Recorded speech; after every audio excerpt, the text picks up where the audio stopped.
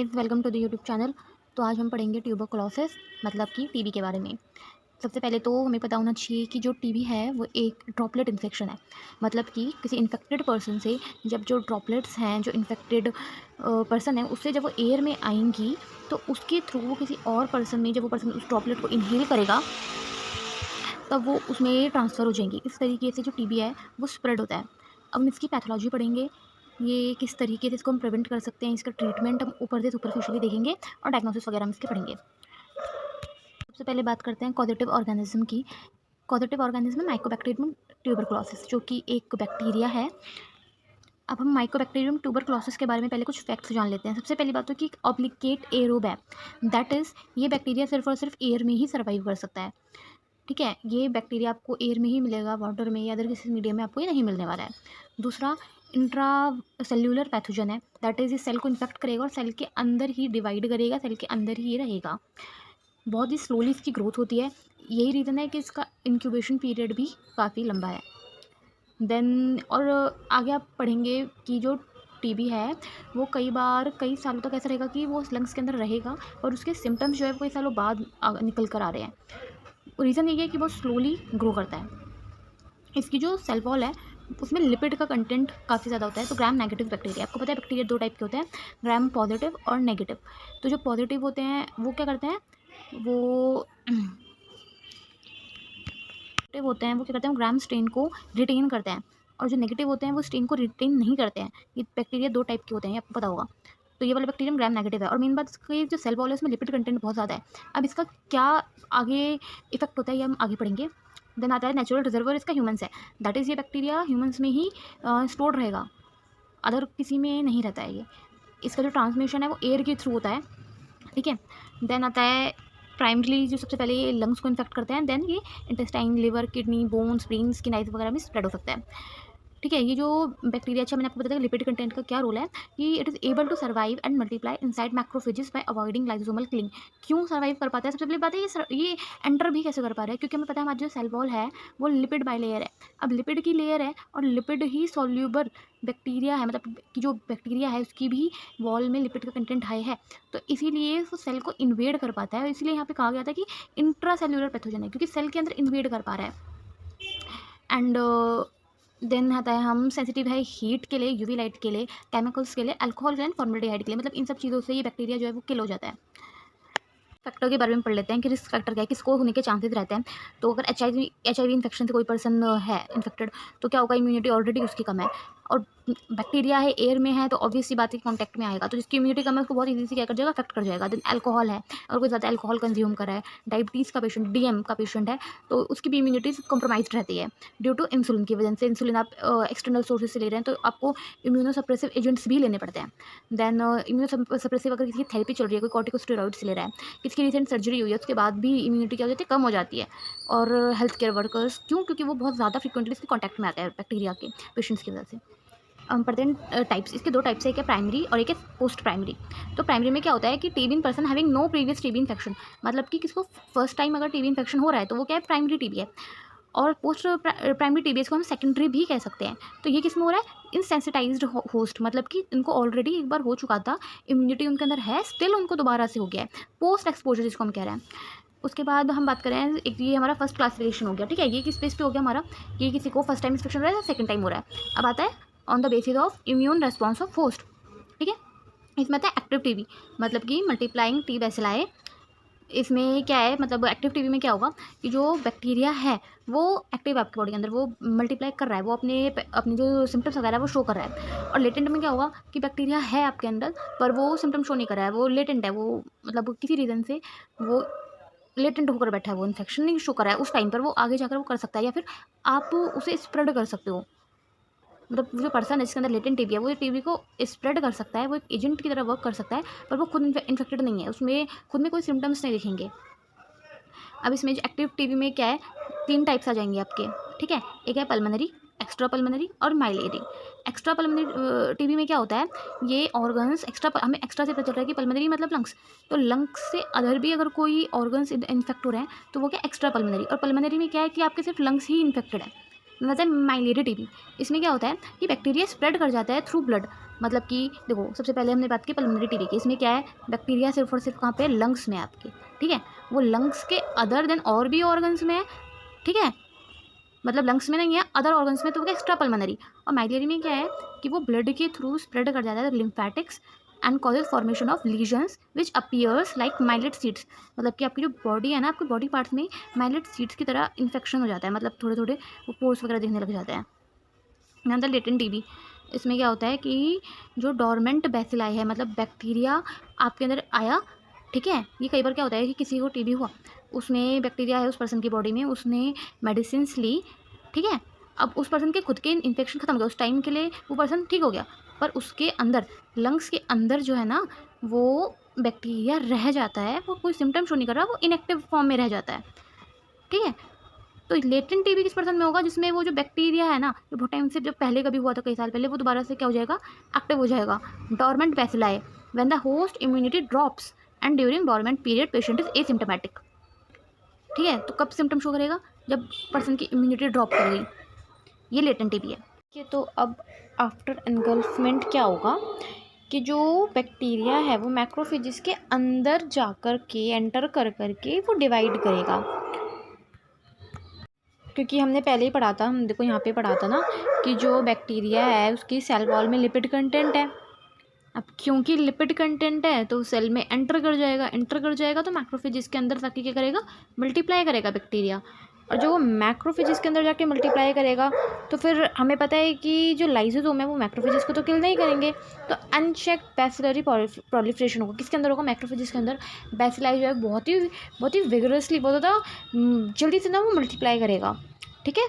फिर क्या होगा, बैक्टीरिया ब्लड स्ट्रीम के थ्रू सब अदर ऑर्गन्स में भी स्प्रेड करेगा। क्यों, मैक्रोफेजेस में है, मैक्रोफेजेस ब्लड स्ट्रीम में आते हैं, ठीक है। तो उसके थ्रू वो अदर ऑर्गन्स में भी क्या होगा, स्प्रेड कर जाएगा बैक्टीरिया, ठीक है। अब इस स्टेज पे क्या होगा, या तो एसिम्प्टोमेटिक रहेगा या फिर माइल्ड सिम्टम्स आएंगे, ठीक है। अब हमने यहाँ तक पढ़ लिया कि अब तक क्या हो गया कि जो बैक्टीरिया है वो ब्लड स्ट्रीम में स्प्रेड हो गया, और माइल्ड सिम्टम्स है या फिर सिम्टम्स नहीं है। अब इसके आगे क्या होगा, अब क्या होगा कि ब्लड स्ट्रीम में आ चुका है मैक्रोफेजेस, ठीक है। तो bacilli are taken to the lymph nodes via lymphatics. Lymphatics के थ्रू जो बैसिलाई है वो लिम्फ नोड्स में ले जाया जाएगा, ठीक है। तो क्या होगा, इन्फ्लामेशन होगी लिम्फ नोड्स पे, ठीक है। क्योंकि बैक्टीरिया जा रहा है तो इन्फ्लामेशन तो वो कॉज करेगा।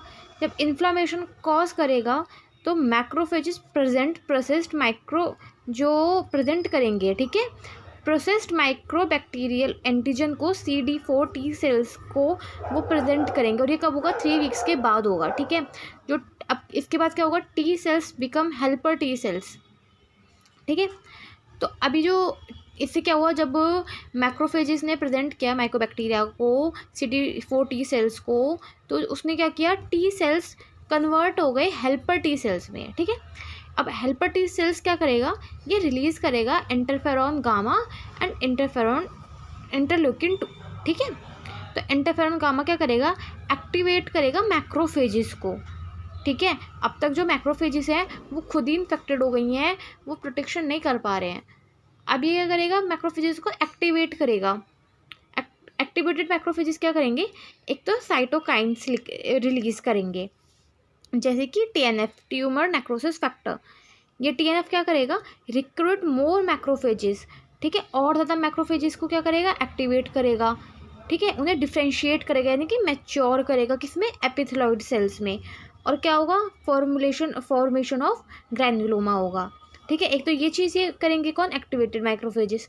दूसरा क्या करेंगे, बैक्टीरिया को किल कर देंगे वेरियस मेथड से, जो कि हमें जानना बहुत ज़्यादा डीपली ज़रूरत नहीं है, ठीक है।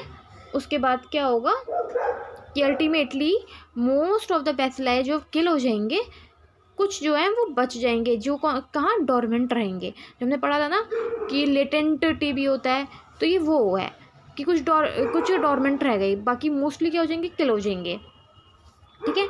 अब इसके बाद हम पढ़ते हैं कि जो पल्मोनरी टीबी है उसके पॉसिबल आउटकम्स क्या क्या हो सकते हैं, ठीक है। क्या क्या होगा, तो control of infection in immunocompetent host with healed lesion, ठीक है। या तो ये हो सकता है कि क्या हो जाएगा, जिसकी इम्यूनिटी कॉम्प्रोमाइज्ड है उसमें क्या होगा, लीजन्स आ जाएंगे, ठीक है, कंट्रोल हो जाएगा। या फिर क्या होगा, ग्रैन्युलोमा फॉर्मेशन होगा, हील होगा किससे, फाइब्रोसिस के थ्रू, ये चीज़ें होंगी। कुछ बैसिलाई क्या होंगे, डॉर्मेंट रह जाएंगे। In immunocompromised patient primary pulmonary TB change हो जाता है, किस में हो जाता है convert, progressive pulmonary primary TB में, ठीक है। अब अब इसमें क्या डिफरेंस है ये हम आगे पढ़ेंगे। तो जो प्रोग्रेसिव प्राइमरी टीबी है ये क्या होता है, रिसेंबल्स एक एक्यूट बैक्टीरियल न्यूमोनिया, ठीक है। इसके सिम्टम्स कैसे होंगे, न्यूमोनिया के जैसे होंगे। प्लूरल इफ्यूजन होगा, लंग्स जो होंगे वो कोलैप्स हो सकते हैं, lower and middle lobe consolidation होगा, ठीक है। Spread of bacilli by blood stream and lymphatics, ये माइलियरी टीबी में होगा, ठीक है। अब आते हैं सेकेंडरी पल्मोनरी टीबी में। अब सेकेंडरी पल्मोनरी टीबी में क्या हो रहा है कि री इन्फेक्शन हो सकता है, री एंट्री हो जाएगी या तो, ठीक है, या रीएक्टिवेशन। जो सेकेंडरी पल्मोनरी टीबी है इसके दो मेथड है कि या तो जो डॉर्मेंट बैसिलाई है वो एक्टिवेट हो जाए या फिर बैक्टीरिया से आप दोबारा से इन्फेक्टेड हो जाओ, ठीक है। तो इसमें क्या होता है, involve apex of upper lobe of one और बोथ लंग्स, ठीक है।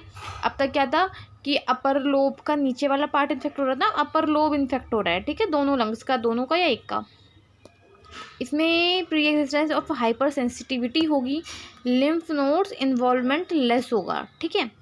अब माइलियरी टीबी के बारे में पढ़ लेते हैं। अपीयरेंस लाइक माइलेट सीड्स होंगे, एक्सट्रीमली फैटल, ये बहुत ज़्यादा फैटल होता है अगर अनट्रीटेड हो, ठीक है। इसकी इन्फेक्टिविटी बहुत ज़्यादा है, क्यों है, क्योंकि स्किन पे लीजन्स है आपके, ठीक है। बैसिलर ड्रेनिंग, अब अपीयरेंस लाइक मिलेट सीड्स की हमने आपको ऑलरेडी बता दिया था। अब पढ़ लेते हैं इसमें क्या है कि बैसिलर ड्रेनिंग थ्रू लिम्फेटिक्स, ठीक है। फिर वो वहाँ से कहाँ जाएगा, वीनस ब्लड में, वीनस ब्लड से कहाँ जाएगा, लंग्स में जाएगा। अब आगे हम देखते हैं एक्स्ट्रा पल्मोनरी टीबी, ठीक है।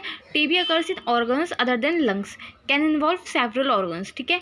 कहाँ कैसे होगा, टीबी होगा और फिर उसके बाद ये मतलब ये कॉमन इसका एक फॉर्म दिया हुआ है, ठीक है। फिर क्लिनिकल प्रेजेंटेशन हम पढ़ लेते हैं। तो मतलब हमें कैसे पता चलेगा, आपके पास अगर कोई पेशेंट आ रहा है आप कैसे इसको डायग्नोस करोगे कि इस पेशेंट को टीबी है, ठीक है। मतलब आप कैसे, आपको एक होता है ना कि आप जब टेस्ट सजेस्ट कर रहे हो तो किस बेस पे आप उसको टेस्ट सजेस्ट करोगे, क्या उसकी क्लासिकल प्रेजेंटेशन होगी, पेशेंट किस तरीके का आएगा वो हम पढ़ेंगे। तो उस पेशेंट को क्या होगा, कफ होगा, मोर देन 2 वीक से कफ होगा, ठीक है, जो कि ड्राई भी हो सकता है और स्पूटम के साथ भी हो सकता है। लो ग्रेड फीवर रहेगा, माइल्ड फीवर रहेगा, ठीक है। अपीयरेंस लेट आफ्टरनून, मतलब कि शाम को आएगा, and fades out by night, कि रात तक आपको फीवर ठीक हो जाएगा। देन आपको एनोरेक्सिया, भूख नहीं लग रही है, आपको वेट लॉस हो रहा है, आपको नाइट स्वेट्स हो रहे हैं, मैलेज है आपको, प्रोग्रेसिव फटीग है, मतलब हमेशा थका थका फील हो रहा है आपको, ठीक है। हेमोप्टाइसिस, ये तो एकदम क्लासिकली एकदम ही सिम्टम है कि हाँ आपको कफिंग, जो ब्लड में ब्लड आ रहा है आपको कफ के साथ, ठीक है, ये तो एकदम ही कि कन्फर्म हो गया। उसके बाद ठीक है, चेस्ट पेन है, ठीक है। देन प्रोग्रेसिव पल्मोनरी इन्वॉल्वमेंट है कि आपको स्पूटम ज़्यादा प्रोडक्शन हो रहा है, ठीक है, ये चीज़ है। अब आगे हम इसकी डायग्नोसिस देख लेते हैं। डायग्नोसिस कैसे करेंगे, एक तो डायग्नोसिस बेस्ड ऑन हिस्ट्री होगी, जो ये वाले पॉइंट्स हमने देखे, हम पेशेंट से पूछेंगे, अगर ये सारी चीज़ें पॉजिटिव है तो इससे हम समझ सकते हैं, ठीक है।